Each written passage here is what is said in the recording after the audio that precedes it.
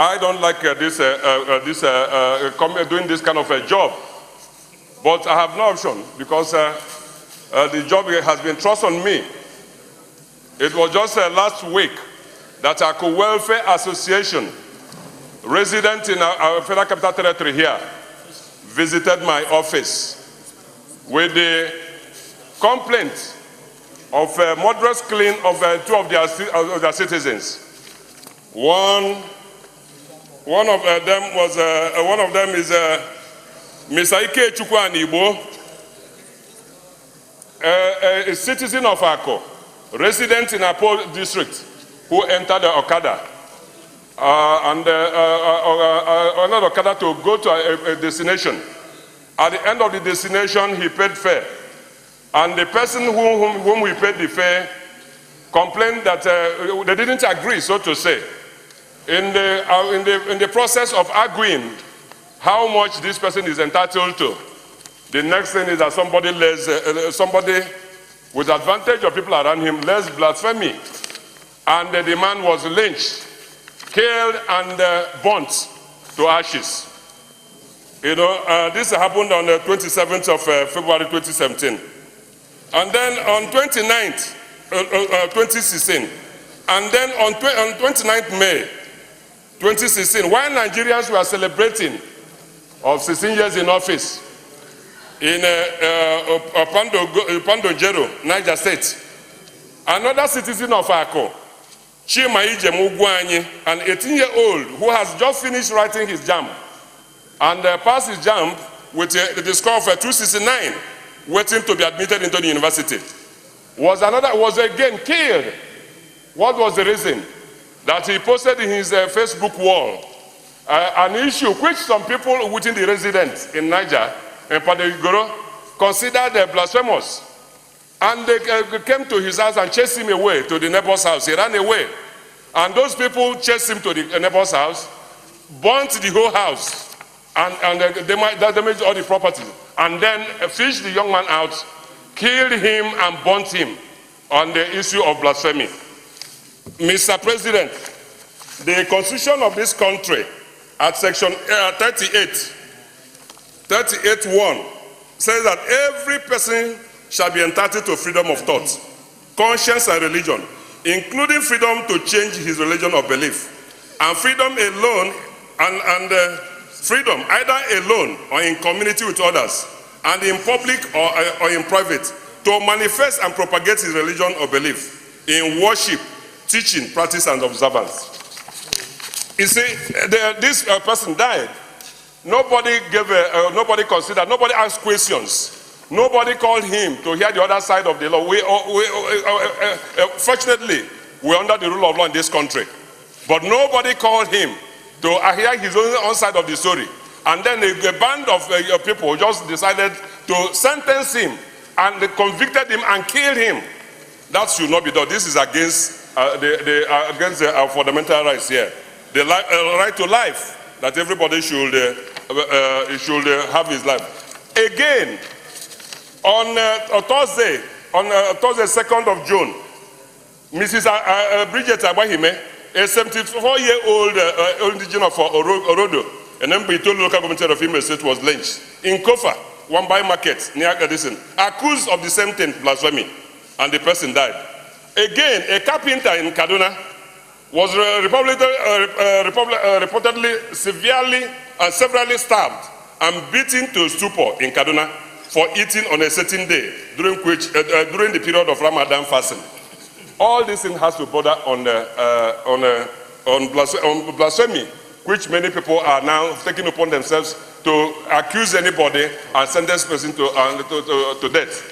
Mr. President, I've come to this Senate to ask this Senate that this Senate is a representative of the people.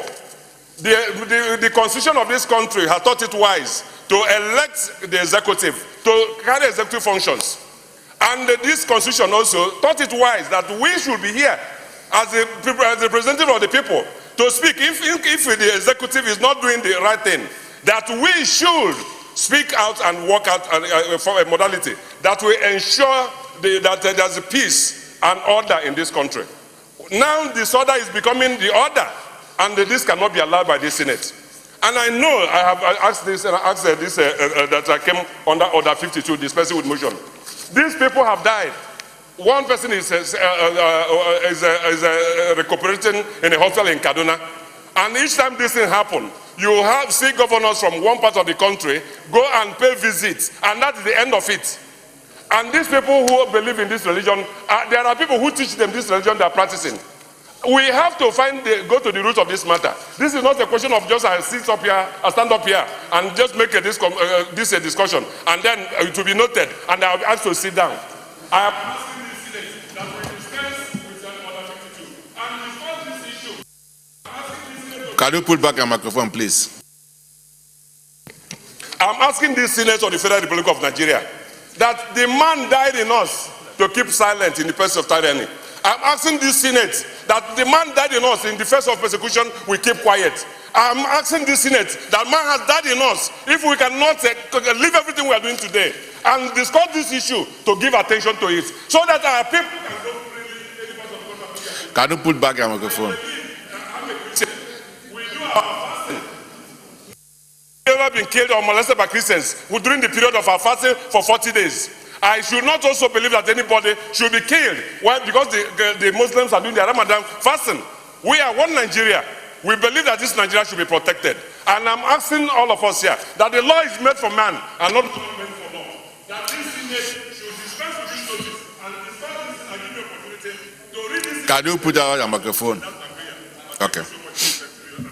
People taking laws into their hands must be condemned.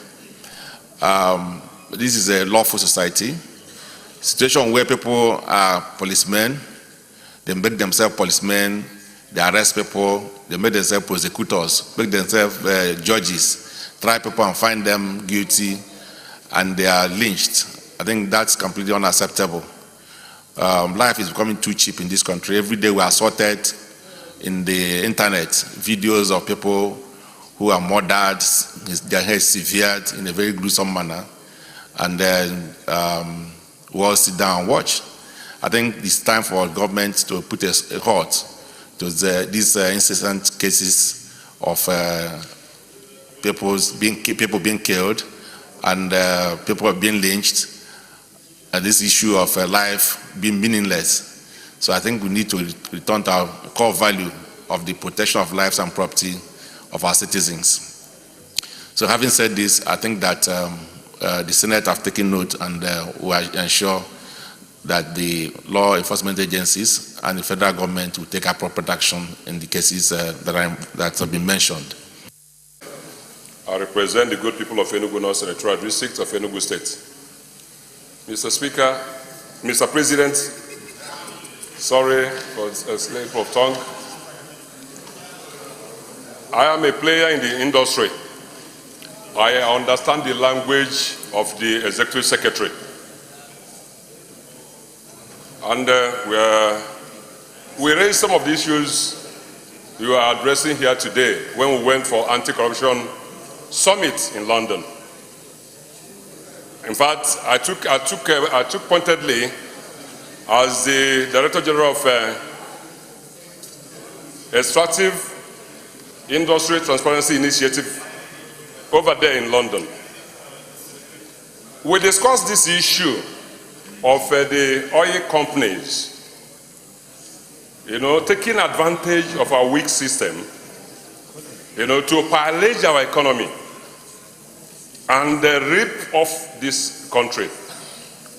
We asked the question, yes, the Department of Petroleum Resources, because of their incapacity and their inability, or because of even the way they were structured under the 1969 Petroleum Act, that they are operating under the NNPC, which they are supposed to be regulating. So once you have that flaw, you have already spoiled everything. But that's not the issue. We hope that with time, you are going to come up with your recommendation. Much depends on you in making effective reports to this National Assembly in the PBI and the PIB that you are going to handle. Because you are an insider who is seeing the flaws. So, and we are going to take your opinion seriously. in making sure that the PIB is handled. But the issue I'm addressing is this, that the ships come here, take our petroleum, our crude oil, and leave. Here we don't have effective metering. We cannot ascertain the quantity that has left. It is only the one that have been declared that is what we are giving you a report on. But at the other end of the country, outside the world, where the products are taken, there are ships that are taking these things are received. There's a point of receipt of the ships that come to UK. There are also points of getting information in US, in all parts of Europe. And I asked the man, the AIT in London, what have you done to help us what we are doing? It's not enough to say that Nigeria is fantastically corrupt. Yeah, it's not. The issue is that there's collaboration of the international oil companies in pillaging our economy. And that is what I'm asking you to liaise with your counterpart, the Director General of EATI, to go to all those ships, all those destinations, and know what has come into that place. Because if you know, if you are coming, it was stipulated you are coming from Nigeria. If you are going from Angola, it is said that you are coming from Angola. If you are coming from any part of the world, there must be information. So what I want you to do beyond what you are doing now is to collaborate with them to find all those ships, so that if what you have here, the balance of the information you are not having, if you get with the ETI over there and have their own report, we can be in a better position to know the extent of the hemorrhage we have in this country. I thank you for all the good job you have done here and the opportunity Mr. President has given you, because you briefed him in the executive in his office, and he would have ended there. But because of his love for this country, because of his patriotism, because of what he wants this country to hear, so that it not be only him listening to you, he decided to bring you to the floor here with his front functionaries, so that the world will listen to you and see what you are going to do. You have given us this opportunity, and me, in charge of anti-corruption committee and financial crimes, we are going to liaise with other committees here to go beyond what you have done here today and take things up for this, defend this country for the good of all of us. Thank you so much. Thank the ES for his presentation of the report, and thank all the members that contributed. As I said in my own opening remarks, I had the opportunity of getting this presentation in my office, but the enormity of what I found out that day, I felt was important that it was shared with members of this Red Chamber. And today we have dedicated the whole day to listen to it, but I think it's definitely worth it, because this is the nerve center of our economy. This accounts for over 80% of our foreign exchange. This is what drives the entire economy of our country. And if this sector is bleeding like this, then really it means that all we have been doing is lip service. And I remember that I made a commitment to you when we started that the opportunity will come for you to present on the floor. And I'm sure at that time, you were not sure ourselves that this will happen. This is a promise that is, I would say, is a promise being kept by this 8th Senate to definitely help in blocking leakages and fighting the true corruption, the one that impinges on our economy. This is what it's really about. It is sad that, after so many years, nobody has either been prosecuted from any of these reports. And you are talking about losses going to trillions of naira. But I can assure you on our own part that after you go now, we will discuss this report fully. We will take actions to ensure that some of your recommendations, observations are met on accounted funds. We will task the executive to recover these funds. We will task the executive to prosecute those who are found culpable. And we'll also look at what legislative action we need to do to further strengthen your organization. But on your part, we'll hold you to your commitment that before the end of the year, 2014 and 2015 reports should be made available, so that we can move from there and be current and continue to do your own. I commend your own initiative since you become the ES, and I think that what we're seeing today truly is the steps in the right direction of accountability, tracing on unaccounted funds, and actually the true fight against. respective agencies to will also play their own role and interact with you properly. Because as you say, we don't want you to just be a toothless bulldog. There must be an enforcing agency. It might not be you, but that works closely with you. Once again, on behalf of my colleagues, I thank you. At this point, you can take your leave while we continue our discussion. Thanks so much. Well, you see, what the Executive Secretary, Mr. Dio, has done with his body is that they have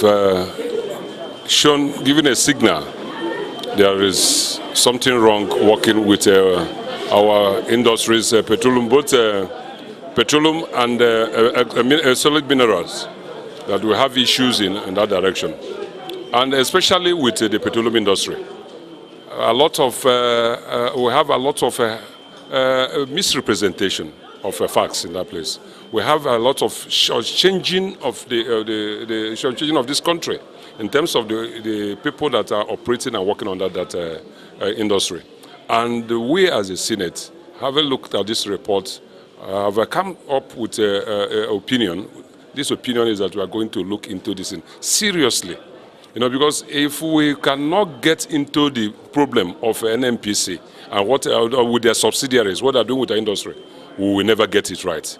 But if once we solve this problem once and for all, I think this country will come back. The economy of this country will come back to health. Okay. Now, there are such probes, probes in the past of NNPC, the petroleum sector, and everything with recommendations, but nothing has been done. How can this be different? Well, see, this 8th Senate is a different one. I don't want to know what people have done in the past. I was not in the 7th Senate.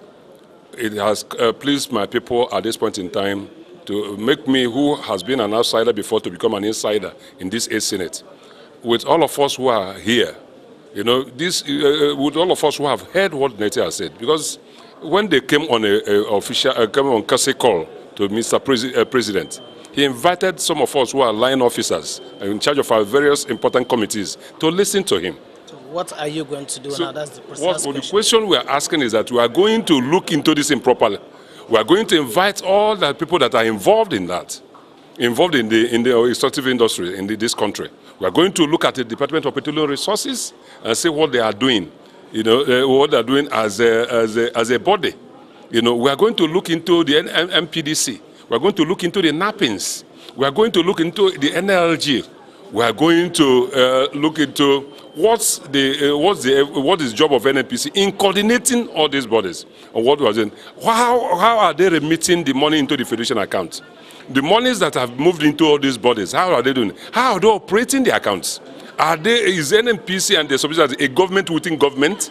Are they operating outside the government? We're going to look at that. We're also going to look into the collaborative efforts of the international oil companies that are one way or the other helping people, helping these agencies to shortchange the country.